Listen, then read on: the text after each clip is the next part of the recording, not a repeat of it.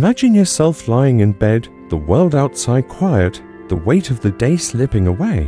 Your breath slows, and your mind begins to wander not to the present, but to a distant past, where the air is thick with the scent of pine and earth, where the flicker of firelight dances against a twilight sky. Tonight, we embark on a journey into the ancient Celtic world, a place of beauty and brutality where rituals bound communities to their gods, and the line between life and death was as thin as a whispered prayer. This is not a tale to startle you awake, but one to guide you gently through the shadows of history, letting the rhythm of the past lull you into calm. We'll walk through the lives of those chosen for sacrifice, stand in the presence of the Druids, who wielded both wisdom and power, ponder the mysteries of bodies preserved in bogs, and sit in the silent courts of the elite. Close your eyes, if you wish, and let the story unfold. Our tale begins in a clearing, deep within an ancient forest, where a towering figure of woven willow stands against the horizon. This is the Wicker Man, a structure both beautiful and terrifying, its branches twisted into a human form, waiting to be filled. Tonight, you are not merely an observer, you are part of this world, caught in its rhythms, its sense, its quiet inevitability. Let us begin. The air is cold, sharp against your skin, as you awaken on the damp earth. Your wrists ache, bound tightly with coarse rope that smells faintly of hemp and river mud. The world around you is alive, with sounds distant chanting, rhythmic and low like the pulse of the forest itself. You cannot understand the words, but their weight presses into you, heavy with purpose. Above, the sky is a deep indigo streaked with the last traces of daylight, and the scent of pine needles mixes with something sharp, a smoldering bark, perhaps, or the faint tang of ash. You shift, and the ground beneath you yields slightly, soft with moss and the decay of fallen leaves. Your heart quickens, but there is no escape. You have been chosen. In this moment, you are not alone. Others lie nearby, some trembling, some still, their faces half hidden in the twilight. You are a prisoner, perhaps captured in a raid against a neighboring tribe, your spear long since broken, your shield lost in the chaos of battle. Or perhaps you are one of your own people, marked by a priest for reasons you cannot fully grasp, a theft, a broken oath, or simply the will of the gods. In the Celtic world, roughly 500 BCE, in the lands we now call Britain, Ireland, or Gaul, such moments were not uncommon. The gods demanded offerings, and sometimes those offerings were human. Imagine the weight of the garland around your neck, woven from wildflowers and thorns, its fragrance sweet but fleeting, a reminder of life even as it marks you for death. The priests, robed in white, move silently among you, their faces obscured by hoods, their hands steady as they anoint your forehead with oil that smells of herbs and earth. Their touch is neither cruel nor kind, it is simply inevitable. You are not just a person now, you are a vessel, a bridge between the mortal world and the divine. The crowd beyond the clearing watches, their murmurs blending with the wind, their eyes reflecting the firelight that is beginning to grow. The Wicker Man looms above, its silhouette vast and intricate. Its frame is woven from willow branches, flexible yet strong, gathered from the riverbanks where the water runs cold and clear. The structure is immense, perhaps 30 feet tall, its arms outstretched as if embracing the sky. Inside, compartments await hollow spaces for grain, for animals, and for you. The priests have adorned it with leaves and vines, making it beautiful, almost alive, as if it could breathe with the forest itself. But there is no mistaking its purpose.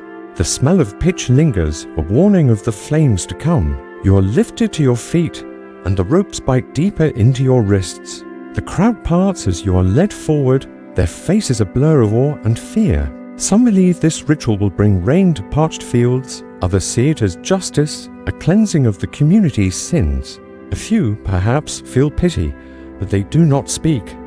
The rhythm of their lives depends on this moment, on the balance between the gods' hunger and the earth's bounty. You try to focus on the ground beneath your feet, the coolness of the soil, the faint crunch of leaves, but the chanting grows louder, more insistent.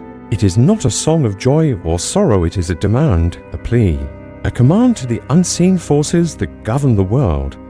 as you are guided into the Wicker Man. The structure creaks softly, its branches shifting under your weight. The compartment is small, barely enough room to stand, and the air inside is thick with the scent of sap and straw. You hear the bleating of sheep in nearby chambers, the rustle of grain sacks, the faint whimper of another like you. The door is sealed, and for a moment there is only darkness and the sound of your own breath. You wonder if you should feel terror or honor or something beyond either, perhaps a strange calm, as if the world has slowed to match the rhythm of your heartbeat. Outside, the priests begin their final preparations. You cannot see them, but you hear the crackle of kindling, the soft thud of wood being piled at the base of the structure. The crowd's chanting reaches a peak, then falls into a hush, as if the forest itself is holding its breath. A torch is lit, you know this because the air grows warmer, and the faint glow of firelight seeps through the gaps in the willow. The first flames are small, tentative, licking at the base of the Wicker Man. The smell of smoke grows stronger, mingling with the damp earth and the flowers around your neck. You close your eyes, and for a moment, you imagine yourself elsewhere, running through the fields of your childhood. The wind cool against your face, the world alive and endless. But the heat is real now, undeniable. It rises slowly, a creeping warmth that turns to discomfort, then to pain. The priests have ensured the fire is steady, not sudden, giving the gods time to witness the offering. The crowd remains silent, their faces turned upward, their prayers carried on the smoke. You are not alone in this moment, though it feels like it. Across centuries, across countless clearings, others have stood where you stand, their lives given to appease the gods of fertility, war, or harvest. Some went willingly, believing their death would ensure their people's survival. Others fought, their cries swallowed by the flames. You, perhaps, are somewhere in between, caught in the rhythm of a world that is both beautiful and brutal. Let us step back now, away from the heat and the smoke, to understand how you came to be here. The Celtic world was not a single nation, but a tapestry of tribes, scattered across what is now Europe, from the misty hills of Ireland to the forests of Gaul. Their lives were tied to the land, to the cycles of planting and harvest, to the rivers and groves they called sacred. Sacrifice was not a spectacle, but a necessity, a way to speak to the gods who controlled the rain, the sun, the turning of the seasons. The Wicker Man, though rare, was one of many rituals. Some offerings were left in rivers, their bodies weighted with stones. Others were buried in bogs, their deaths marked by a triple blow: strangled, stabbed, drowned. Each act was deliberate, woven into the fabric of daily life, as ordinary as sowing seeds or forging iron. Imagine the village you came from. Its roundhouse is clustered around a central fire, their thatched roofs heavy with dew in the morning. The people there were farmers, warriors, weavers, smiths, ordinary in their routines, yet bound to a world where the divine was ever present. A failed crop could mean starvation, a lost battle could mean the end of the tribe. The gods were not distant figures, but forces that walked among them in the rustle of leaves, the flow of water, the cry of a hawk. To ignore them was to invite chaos, and so, when the priests declared a sacrifice was needed, the community listened. Sometimes, the chosen were volunteers, elders offering themselves for the good of all, or warriors seeking glory in death. Other times, they were prisoners, their lives a currency to pay for victory. Occasionally, they were simply unlucky, marked by a sign, a dream, an omen, a star falling from the sky. The process of selection was as much a ritual as the sacrifice itself. Imagine yourself standing in the village square, the air heavy with the scent of wood smoke and freshly baked bread. The priest, his robe stained with earth, studies the crowd, his eyes sharp despite his age.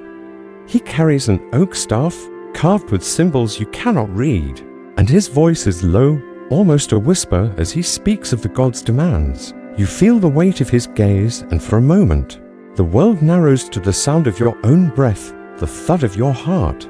Perhaps you were chosen because you broke a taboo, stealing from a sacred grove, speaking a forbidden name, or perhaps it was chance, a lot drawn from a pile of marked stones. The reason matters less than the outcome. You are marked, and the community accepts it.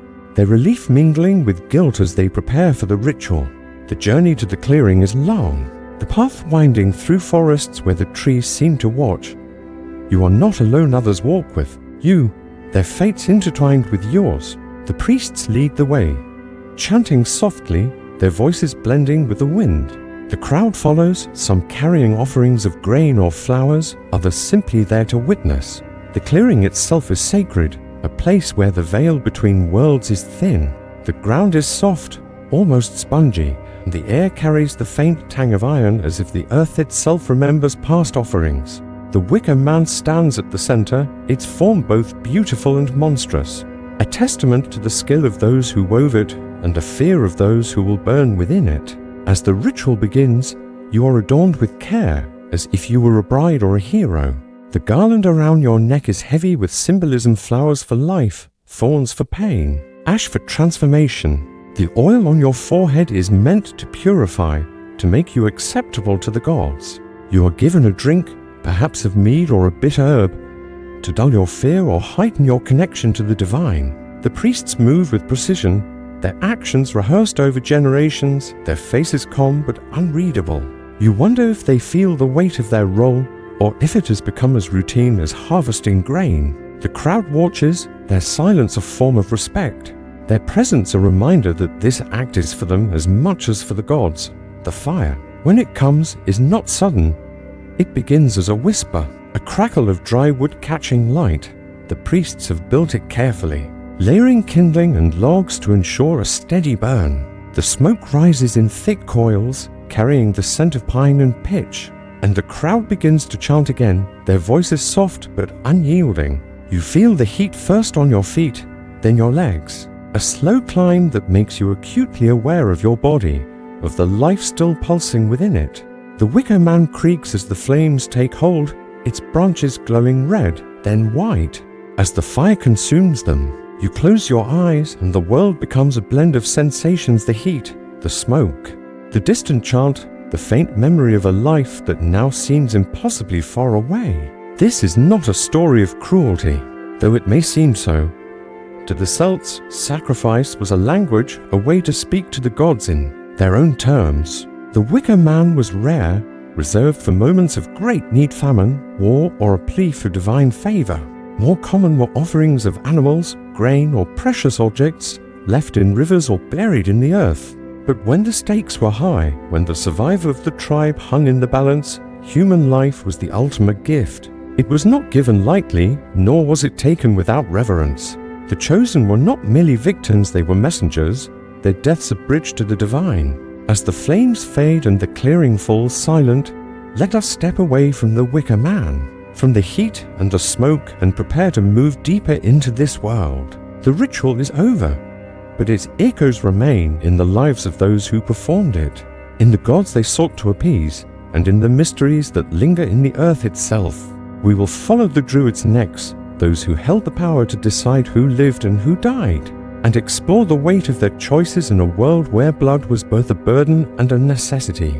You stand now in the cool shade of an ancient oak grove, the air heavy with the scent of moss and damp earth. The world around you hushed as if holding its breath. The trees are old, their gnarled branches reaching toward a sky streaked with the soft pinks and purples of dawn. You are not alone. Before you stands a figure, tall and lean, his white robe catching the faint light, its hem stained with the earth of countless journeys. His name is lost to time, but let us call him Symbol, a Druid elder, his eyes sharp with wisdom, his hands steady with purpose. He carries an oak staff, its surface carved with swirling patterns that seem to shift in the half-light, and around his neck hangs a torque of twisted gold, glinting faintly as he moves. Symbol is no ordinary man. He is a keeper of secrets, a weaver of laws, a bridge between the mortal and the divine.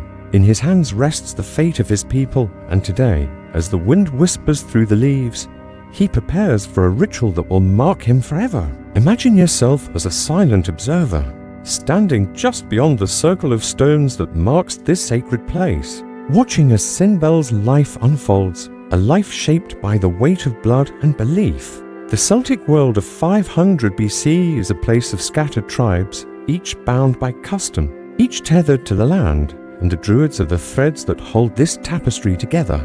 They are not merely priests, nor are they kings, but something more, a blend of judge, scholar, healer, and sorcerer, their authority rooted in knowledge as much as in fear. Sinbel was not born to this role. He was chosen as a boy, his quick mind noticed by an elder who saw in him the spark of something rare. Imagine him at 12, standing in this same grove, his heart pounding as the older Druids circled him, their voices low, their questions sharp. The initiation was not gentle. For years, he memorized the songs of the stars, the names of plants, the rhythms of the seasons, all without the aid of writing, for the Druids trusted only the mind to hold their truths. He learned to read omens in the flight of birds, to heal with herbs crushed under stone, to speak the language of the gods in chants that echoed through the night. But he also learned the harder truths: how to wield a knife, how to choose who would live and who would die, how to stand unmoved as the flames rose. Sinbel's training was a balance of beauty and burden, a life spent walking the edge of a blade. He recalls the first time he saw a sacrifice, not yet a man himself, standing at the edge of a clearing much like the one from before. The victim was a warrior, captured in a raid, his face proud even as the ropes bound him. Sinbel watched, his stomach tight, as the Wicker Man burned, its light casting shadows that danced like spirits. He did not understand then, not fully, why such a death was needed, but his teacher's voice was steady, explaining the gods' hunger, the need for balance, the cycle of life and death that kept the world turning. Now, decades later, Sinbel is the one who speaks those words, his voice calm but heavy, his heart still wrestling with the cost. The grove Aunu is silent, save for the faint rustle of leaves, but it is alive with memory. Sinbel's life has been one of contrasts, moments of quiet study under the stars, tracing the paths of constellations, and moments of stark brutality, standing over a body as the life left it.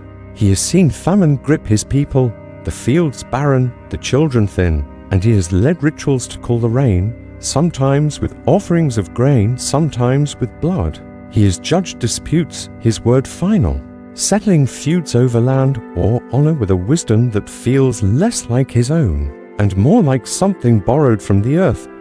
He has healed the sick, his hands steady as he pressed poultices of yarrow and comfrey to wounds. But he has also condemned the guilty, his voice steady as he named them for sacrifice. The Druid's power is not in force but in presence, in the certainty that their words carry the weight of the divine. Sinbel's role is not singular. Across the Celtic lands, others like him gather in groves, their white robes a stark contrast to the green and brown of the forest. They meet in secret, sharing knowledge, debating omens, deciding the fate of tribes. Their authority is unquestioned, yet it is fragile, threatened by the growing shadow of Rome. The Romans, with their stone roads and iron swords, call the Druids barbaric, their rituals savage, but Sinbel knows the truth is more complex. The sacrifices are not born of cruelty, but of necessity, a language the gods understand, a way to ensure the crops grow. The rivers flow, the enemies falter, yet the Romans are coming, their legions marching closer. Their contempt for Celtic ways a fire that burns as fiercely as any Wicker Man. Sinbel has heard their tales, carried by traders and spies, of a world where gods are housed in marble, not trees, where laws are written, not spoken. He wonders in the quiet moments if his way will survive. Today, Sinbel stands at a crossroads. His tribe faces famine, the second in as many years. The fields yielding only dust and despair. The people look to him, their eyes desperate, their voices pleading for the gods' favor. He has tried lesser offerings, sheaves of wheat, a prized bull, a talk of silver cast into the river, but the rains have not come. The elders whisper of a greater need, a sacrifice that cannot be ignored. Sinbel knows what they mean. He has seen the Wicker Man built before, its branches woven with care, its purpose undeniable. He has stood at its base, his voice steady as he chanted, his heart heavy as the flames rose. But this time, the weight feels different. He is older now, his hair streaked with grey, his doubts sharper. He wonders if the gods truly demand blood, or if it is the people's fear that drives the ritual. He wonders if he can bear to choose again. Imagine him now standing before the tribe, his rope catching the wind, his staff grounded in the earth. The people are gathered, their faces a mix of hope and fear, their hands clutching offerings of flowers and grain. Sinbal speaks, his voice low but clear, recounting the stories of their ancestors, the sacrifices that brought rain, the battles won through divine favor. He does not mention the failures, the times when the gods remained silent, the fields stayed dry, the warriors fell. He cannot afford to. His role is to be certain, to be the voice of the gods, even when his own heart wavers. The selection is not random. Sinbal has spent days in meditation, fasting until his vision blurred, seeking signs in the stars, the wind, the ripples of the sacred pool. The gods have spoken, he tells himself, though the signs are never as clear as he wishes. This time, the chosen is one of their own, a young man named Elijah, strong and brave, who volunteered to save his family from starvation. Elijah stands tall, his eyes bright with a mix of fear and resolve, his shoulders straight despite the ropes that will soon bind him. Sinbal feels a pang, not of guilt but of recognition. This boy could have been him years ago, full of faith and fire. The ritual begins at dusk, the time when the veil between worlds is thinnest. The Wicker Man stands in the clearing, its form both beautiful and terrible, its branches adorned with leaves and flowers, its hollow chambers waiting. Sinbal leads the procession, his steps slow, his chant steady, the words ancient and unchanging. The people follow, their voices joining his, a chorus that rises and falls like the tide. Elijah walks at the center, his garland heavy with thorns, his face calm but pale. Sinbal avoids his eyes, focusing instead on the rhythm of the chant, the weight of his staff, the scent of the forest.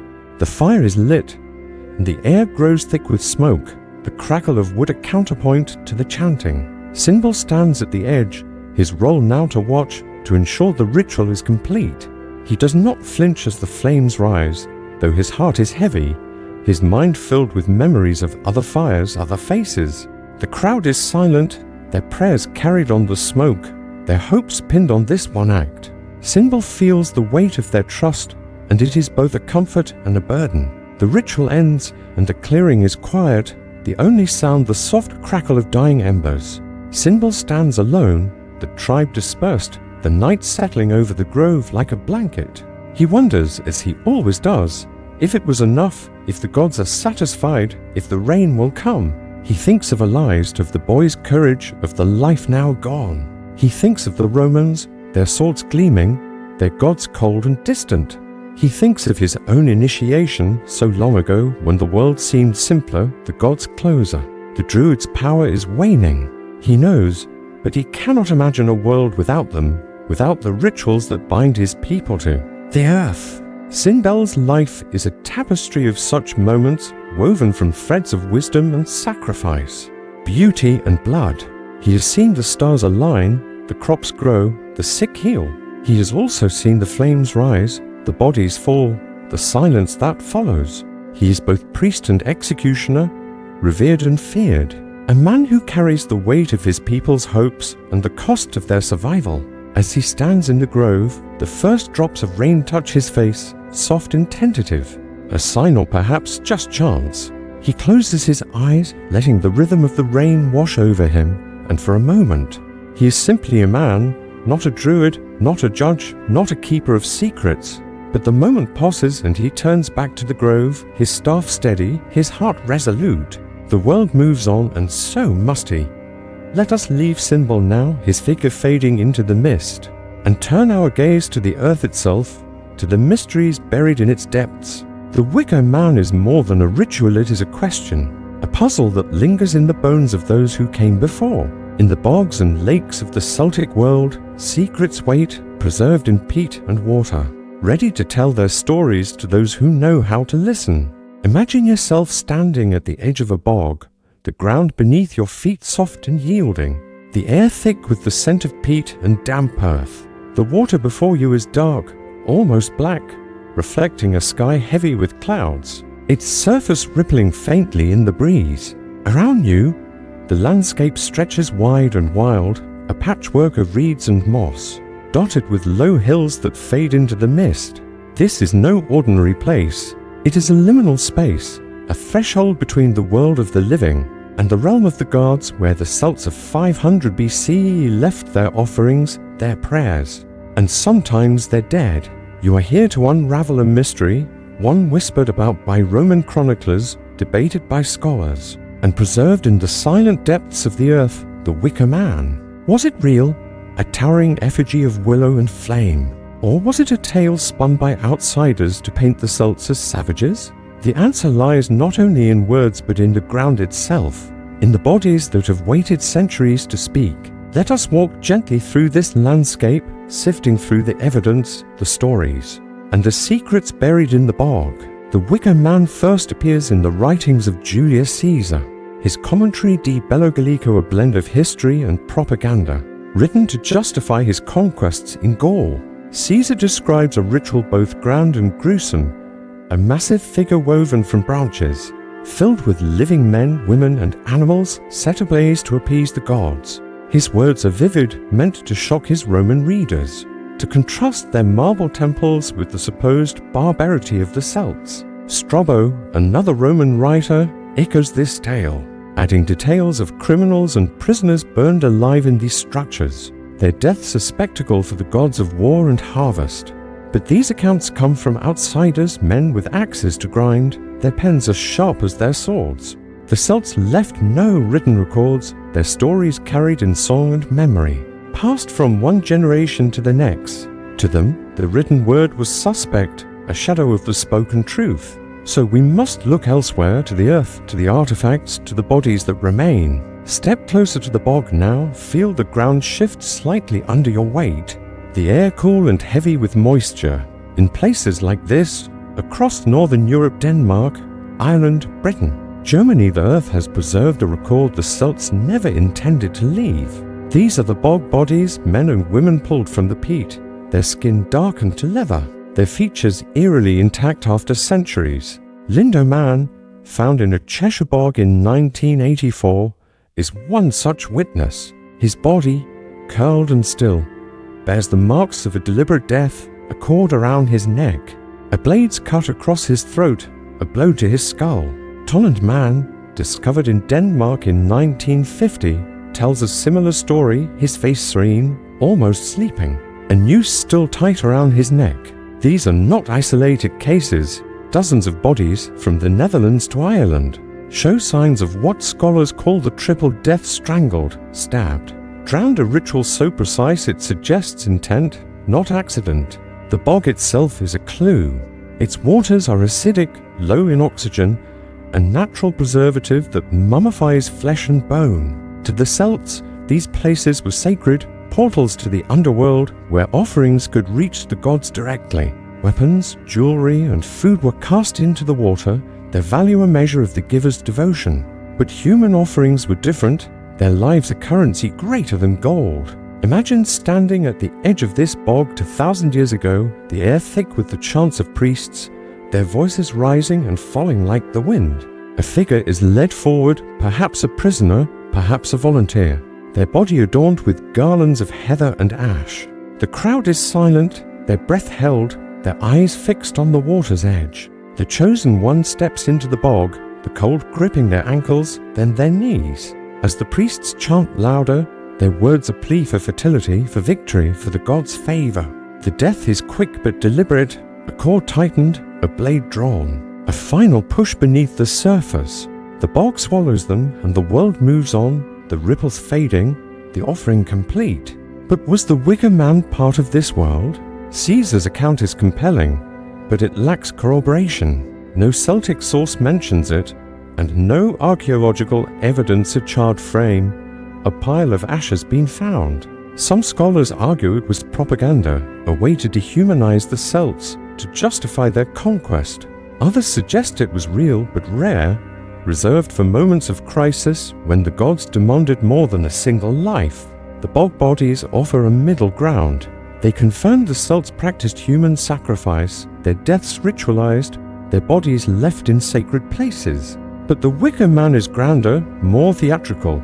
a communal act rather than a solitary one. Imagine its construction, men and women weaving willow branches, their hands deft and sure, the structure rising day by day in a clearing. The work is communal, a shared effort, each branch a prayer, each knot a promise. Animals, sheep, cattle, perhaps dogs are led into the lower chambers, their bleating a counterpoint to the priest's chants. The chosen, whether willing or bound, are placed higher, their fate sealed as the structure is sealed. The fire, when it comes, is a spectacle, its light visible for miles, its smoke carrying the offering to the sky. Yet the bog bodies suggest another truth. Sacrifice was not always so public.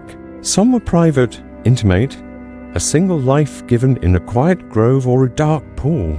Lindo Man's last meal was a simple cake of barley and wheat, a ritual offering in itself, suggesting he was no common criminal but someone chosen, perhaps revered. Toland Man's face, peaceful in death, hints at acceptance or at least resignation. The triple death strangulation, stabbing, drowning appears across cultures from Ireland to Denmark, a pattern too consistent to be coincidence. It may reflect a belief in threefold deities or a need to ensure the offering was complete, the soul fully released. The bogs themselves were more than graves. They were temples, their waters a mirror to the heavens, their depths a home for the gods. Sacred lakes, like Linseric Bog in Wales, have yielded swords, shields, and chariots, their metal twisted as if to break their power before offering them. Groves, too, were holy, their oaks and hazels a living cathedral. Imagine walking through such a place, the air cool, the ground soft, the trees whispering secrets. The Celts saw the divine in every leaf, every ripple, every gust of wind. To offer a life here was to give it to the earth itself, to ensure the cycle of growth and decay continued. But the Wicker Man, if it existed, was different. It was a statement, a spectacle, a communal act of faith and fear. Its scale suggests a crisis, a famine, a plague, a looming war. Caesar claims it was filled with criminals, but the Celts' sense of justice was fluid, shaped by priests rather than laws. A thief, a traitor, or simply someone marked by an omen could be chosen. Volunteers, too, were possible, their deaths a gift to their people, their courage a bridge to the divine. The fire in this context was not destruction but transformation. The body turned to ash, the soul sent skyward. The absence of physical evidence is troubling, but not insurmountable. Willow bones to ash, leaving little trace, and the Celts were not builders of stone. Their monuments were living trees, rivers, hills not meant to last. Modern experiments, like those in the 1970s, have tested the Wicker Man's feasibility. A small-scale replica, woven from willow and filled with straw, burned quickly and completely, its ash scattered by the wind. A larger structure, as Caesar described, would require immense effort, hundreds of workers, weeks of weaving, a clearing vast enough to hold it. Yet the Celts were skilled, their craftsmanship evident in their jewelry, their weapons, their chariots. A Wicker Man was within their means, if not their habit. The bog bodies, though, are undeniable. They are not myths but facts, their wounds a map of ritual, their preservation a gift to history. Lindo Man, Toland Man, and others like them, Graubael Man, Winderby Girl speak of a world where death was a language, sacrifice a necessity. Some were young, others old, some men, some women, their lives given for reasons we can only guess. Fertility, perhaps, to ensure the fields grew green. Victory to turn the tide of battle. Or punishment to cleanse the community of sin. The triple death suggests a ritual so old it predates the Celts. Its roots in the mists of prehistory, its meaning lost but its form preserved. Imagine the moment of their death, the air thick with chants, the bog waiting like an open hand. The priests move with purpose, their knives sharp, their cords strong, their voices steady. The chosen steps forward, perhaps trembling, perhaps calm, their life a thread in the tapestry of their people.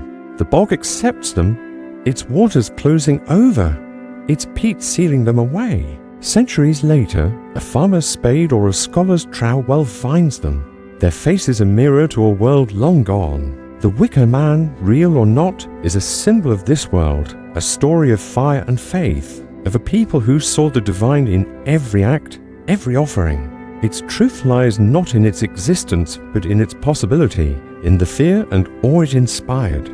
Caesar's words, though biased, carry a kernel of truth. The Celts were a people of ritual. Their lives bound to the gods, their deaths a gift to the earth. The bog bodies confirm this, their silence louder than any text. As you stand at the bog's edge, the wind carrying the scent of peat and water, you feel the weight of their lives, their deaths, their stories. The Wicker Man may be a shadow, a half-truth, but the bogs are real, their secrets tangible, their mysteries a bridge to the past. Let us step away now from the dark waters and the silent dead and enter a different realm. Beyond the groves and bogs lies the world of the Druidic elite, a place of gold and silence, where power is not burned but spoken, where the fate of tribes hangs on a word, an omen, a breath. Come with me, and we'll sit among them, listening as the Druids weave their judgments. Their voices soft but unyielding, their world a delicate balance of reverence and control. Imagine yourself standing at the edge of a sacred oak grove, the air cool and heavy with the scent of damp leaves and earth. The towering trees forming a canopy that filters the sunlight into a soft, dappled glow.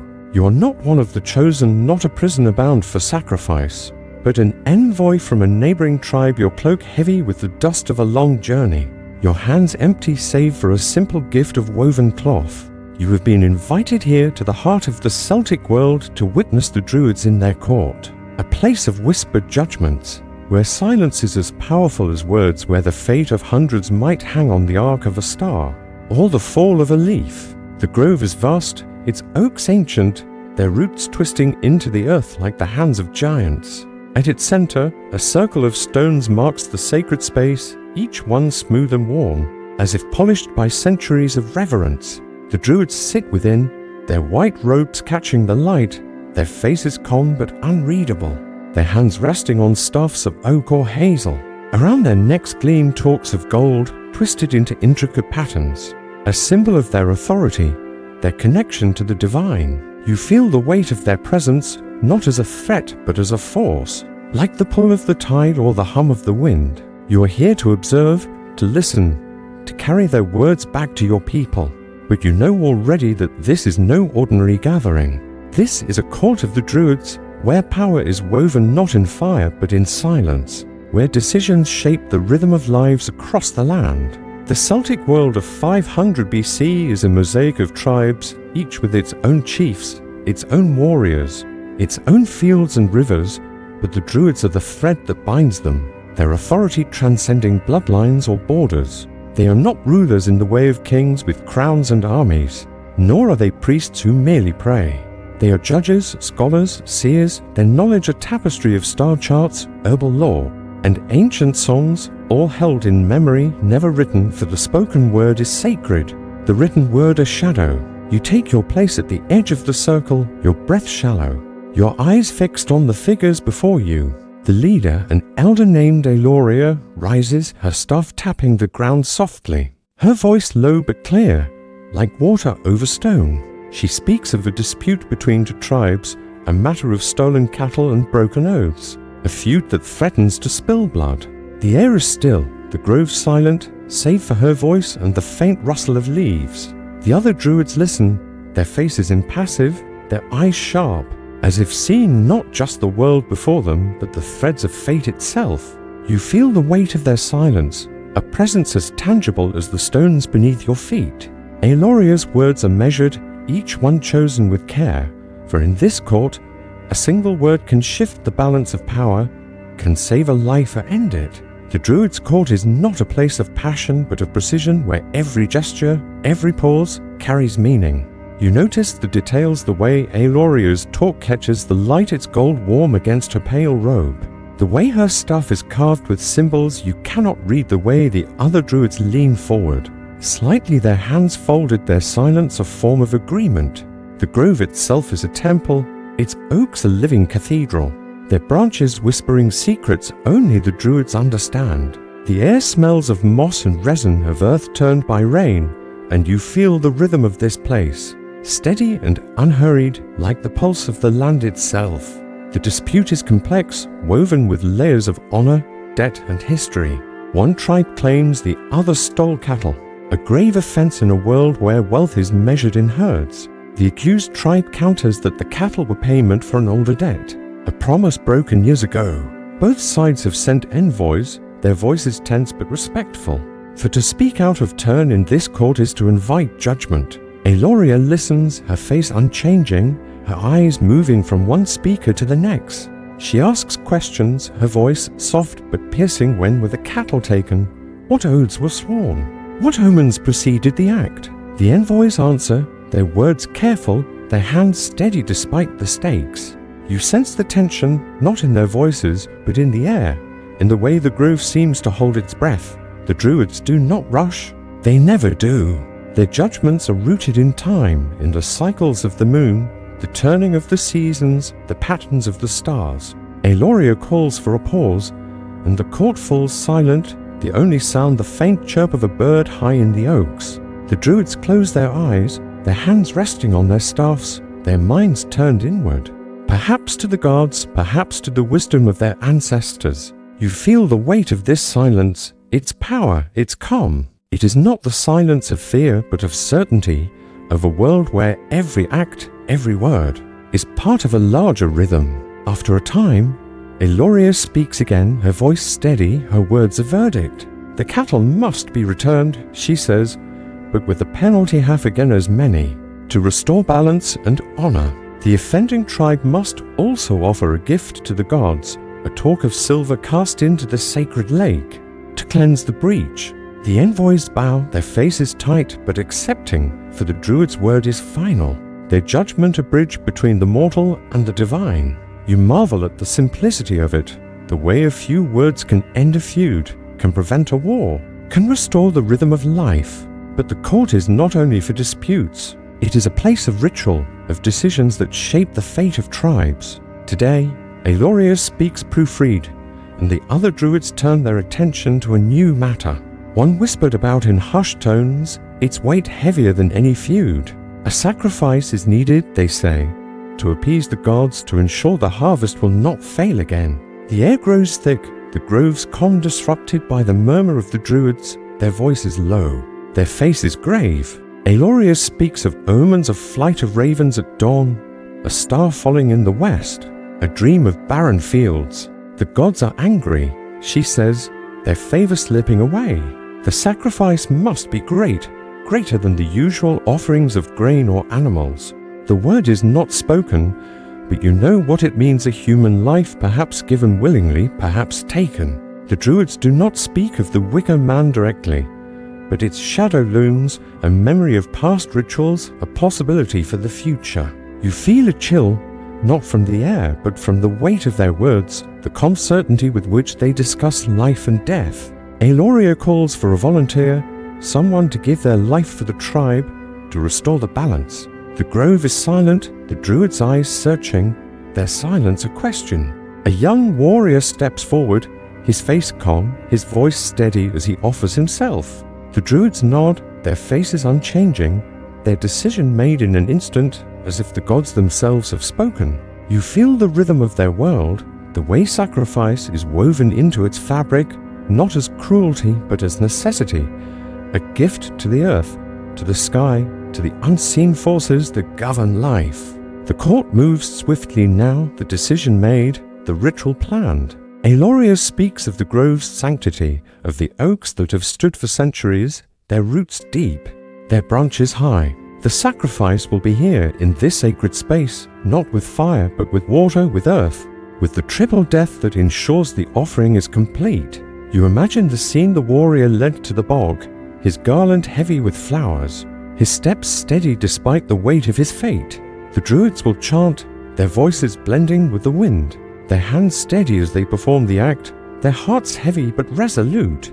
You feel the contrast between this court, with its gold, and silence, and the raw brutality of the ritual, the way power here is quiet, deliberate, yet no less absolute. The Druids' lives are ascetic, their meals simple, their robes plain save for the talks that mark their rank. They live apart in groves and caves, their days spent in study, in prayer, in communion with the gods. Yet they are revered, their presence a comfort to the tribes, their judgments a shield against chaos. You notice the details, the way Aeloria's hands move as she speaks, the way the other druids nod in unison, the way the grove feels alive. Its air thick with the scent of oak and earth. The court is a place of balance, where the needs of the many outweigh the life of one, where the god's favor is worth any price. But there is another shadow here, one the druids cannot ignore. The Romans are coming, their legions marching closer. Their contempt for Celtic ways a growing threat. Aeloria speaks of them briefly, her voice calm but edged with concern. The Romans bring stone roads, written laws, gods housed in temples, not trees. They call the Druids' rituals barbaric, their sacrifices savage, but the Druids see their own world as whole, their acts as part of a cycle as old as the earth. You wonder, as you stand at the edge of the grove, if this court will survive, if the oaks will stand when the Romans come, if the silence will hold against their swords. The Druids know their power is waning, their authority questioned by a world that writes its laws, that builds its gods in marble. Yet they continue, their voice is steady, their judgments final. Their lives a testament to a world that is both beautiful and brutal. As the court adjourns, the Druids rise, their robes rustling softly, their staffs tapping the ground. You feel the weight of their world, the way it balances on the edge of a knife, the way it holds life and death in equal measure. The grove grows quiet, the air still, the scent of earth and leaves lingering like a memory. You are an envoy, you're tasked to carry their words back to your tribe. But you carry more than words, you carry the rhythm of their lives, the weight of their choices, the echo of their silence. Let us step away now from the grove and its secrets, from the Druids and their quiet power, and prepare to reflect on this journey. The Celtic world is fading, its rituals giving way to new gods, new laws, but its story remains. A whisper in the earth, a shadow in the flames. Come with me and we will weave these threads together, easing you toward rest as we ponder the past and the comfort of the present. Imagine yourself now not in the ancient groves or beside the dark waters of a bog, but in the quiet comfort of your own space, the air soft and familiar, the weight of the day gently lifting from your shoulders. The Celtic world we have journeyed through fades into the distance, its fires dimming, its chants softening to a whisper, carried away on a breeze that smells faintly of earth and ash. The Wicker Man, the Druids, the bog bodies, the silent courts, they linger in your mind. Not as vivid images, but as echoes like the memory of a dream. As you lie there, your breath slow and steady, let us weave these threads together, reflecting on a world both distant and near, a place where beauty and brutality walked hand in hand, where the rhythm of life was shaped by the gods and the earth. The Celts lived in a world alive with meaning, where every tree, every river, every star held a story, a purpose, a demand. Their sacrifices, whether in towering effigies or quiet bogs, were not acts of cruelty but of necessity, a language spoken to forces greater than themselves. You walked as a prisoner, feeling the weight of ropes and the heat of flames. Your heart caught between fear and a strange, fleeting calm. You stood with Sinbal, the Druid elder, his staff steady, his heart heavy with the choices he could not escape. You gazed into the bog, where bodies lay preserved, their wounds a map of rituals older than memory. And you sat among the Druids' court, their silence a power as great as any fire, their judgments a balance between life and death. These moments, though grim, were part of a larger rhythm, a cycle of planting and harvest, of war and peace, of offerings given and received. The Celts did not shy from death, they wove it into their lives, as natural as the turning of the seasons, as vital as the rain that fed their fields. Their world was not ours, yet it speaks to us still, in the stones that mark their groves, in the bodies that wait in the earth, in the stories that linger like smoke. As you rest now, the air around you calm. Consider the contrast between that ancient world and this moment. The Celts faced a life of uncertainty, their days shaped by the whims of gods and the weight of survival. You, here, are wrapped in the quiet of the present. The softness of your surroundings a reminder of how far we have come. The fires of the Wicker Man are long extinguished. The Druid's voice is silenced by time. The bogs now studied rather than revered. Yet their story is a gift, a chance to glimpse a world where every act was sacred. where the line between mortal and divine was as thin as a breath. Let these thoughts drift now like leaves on a river, carrying you toward rest. The Celtic world fades, its shadows softening, its rhythms blending with the steady beat of your heart. You are here, now, safe in the quiet. The past a gentle whisper that eases you towards sleep. Close your eyes, if you haven't already, and let the weight of history slip away, leaving only the calm, the comfort, the promise of rest.